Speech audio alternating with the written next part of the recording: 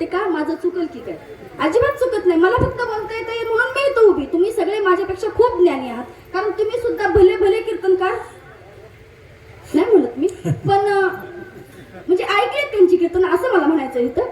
म्हणजे भल्या भल्यांची तुम्ही कीर्तन ऐकलेत, तुम्ही सुद्धा चांगली भक्ती करता.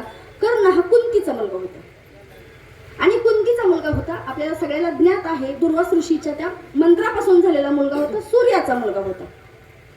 आणि आता हे युद्ध कौरव पांडवांचं, पण कुंती माता कर्णाची आई होती आणि पांडवांची आई होती. आता कर्ण लढत असताना कुणाच्या बाजूने लढत होता? तर कौरवांच्या बाजूने लढत होता. आता कौरवांच्या बाजूने एक मुलगा लढतोय, 5 मुले एका बाजूने लढतात. आई आहे, आईचं काळीच त्या ठिकाणी तुटू लागलं आणि आईला वाटू लागलं, अरे माझी ह्या युद्धात ही 5 मुलं मारली जातील आणि 5 मुलं नाही मारली गेली तर कर्ण मारला जाईल. म्हणून ती आई एक दिवस कर्णाला भेटण्यासाठी गेली आणि कर्णाला माहित नव्हतं ही माझी आई. कर्णाने आयुष्यभर खडतर प्रवास केलेला आहे. लहानपण सुतपुत्र म्हणून गेलं. एका कोळ्याने, अधिरथ नावाच्या कोळ्याने सांभाळ केला, राधा मातेने सांभाळलं आणि त्यामुळे त्याला कोळ्याचा मुलगा म्हणू लागले सगळे. आणि त्या ठिकाणी त्याला कुणी मित्र होईना. त्या ठिकाणी मित्र म्हणून साथ कुणी दिली तर दुर्योधनाने दिली. त्याला एक गावाचं राज्य सुद्धा दिलं दुर्योधनाने, कारण त्याचा आपल्याला फायदा करून घ्यायचा आहे म्हणून. मग कुंती माता जातात आणि सांगतात, कर्णा तू ह्या पांडवांचा मोठा भाऊ आहेस काय? तू ह्या पांडवांचा मोठा भाऊ आहे, तर मला असं वाटतं हस्तिनापूरची गादी तुलाच मिळेल, तर तू पांडवांच्या बाजूने लढ. त्यावेळेस कर्णाने आईला प्रश्न केला, आई आजपर्यंत मी तुझा मुलगा हे मला तू कधी सांगितलं नाहीस. ज्यावेळेस मी लहान होतो, ज्यावेळेस मला शिक्षा ग्रहण करायची होती, मला ज्ञान संपादन करायचं होतं, मी गुरुंकडे गेलो तर मला कुठल्या गुरुने ज्ञान दिलं नाही का? तर मी कोळ्याचा मुलगा आहे म्हणून. तरुणपणात माझा कोणी मित्र होईना, दुर्योधन माझा मित्र झाला आणि तू सांगते आज पांडवांच्या बाजूने लढ. आई आता ते शक्य नाही.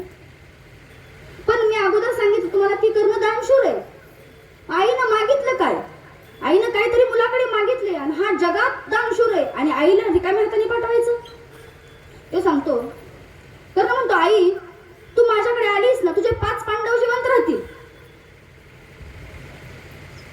कुंती मातेनं प्रश्न केला, अरे कर्णा तू तर पांडवांच्या बाजूने लढायचं नाही म्हणतोस आणि माझे 5 पांडव जिवंत कसे राहतील?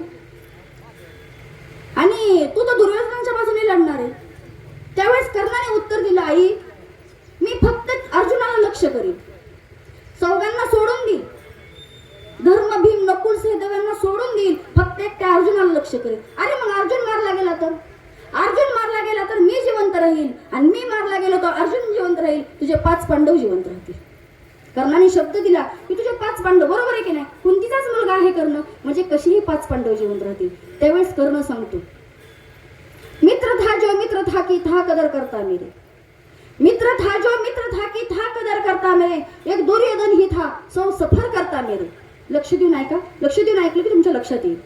मित्र था जो मित्र था कि था कदर करता मेरे, एक दुर्योधन ही था सो सफर करता मेरे, फिर ओ चुनेगा लक्ष्य को, फिर ओ चुनेगा लक्ष्य को मैं प्रत्यंचान दूं, उसके खातिर ना तो फिर मैं किसके खातिर जान दूं. त्याच्यासाठी नाही मरायचं तर कुणासाठी मरायचं? 100 भी अर्जुन आ गए, 100 भी अर्जुन आ गए तो 100 के बिड मैं जाऊंगा, फिर पहिले जो कहा था वही दोहराऊंगा. म्हणजे पहिलं काय सांगितलं होतं? तुझे 5 पांडव जिवंत राहतील. फिर पहिले जो कहा था वही दोहराऊंगा, तिलक शिकस के बीच में टूटी ना वो रीड में. तो काय सांगतोय कर्ण? कितीही मोठं युद्ध झालं तरी न तुटणारी रीड में आहे. सूरज का अंश होकर फिर भी अच्युत में, ह्या सूर्याचा मी अंश आहे तरी सुद्धा मला अच्युत म्हणून जगावं लागते. सूरज का अंश होकर फिर भी अच्युत में, कुंती पुत्र हूँ मगर ना उसे प्रिय में. मी तुझा मुलगा आहे तरी तुला मी आवडत नाही. आत्ता आवडायला लागलो का?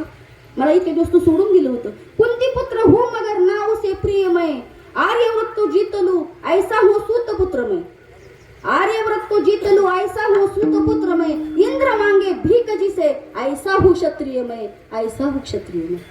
म्हणजे कर्ण सांगतो इंद्रानं भीक मागावी माझ्या पुढे येऊन, एवढा मोठा क्षत्रिय मी आहे असा असणारा कर्ण, एवढा दानशूर कर्ण होता. इतकं त्याने आयुष्यात दान केलं म्हणून आज त्याचं नाव अजरामर आहे. म्हणजे आपलं नाव कुठंतरी निघावं, चांगल्या तरी नाही तर नाही, वाईट नाही म्हणायचं, आपल्याला चांगल्याच यादीत निघावं. कारण कीर्तन हे वाईट करून नाव गावासाठी साधन नाहीये, या ठिकाणी आपला उद्धार करून घेण्याचं साधन आहे.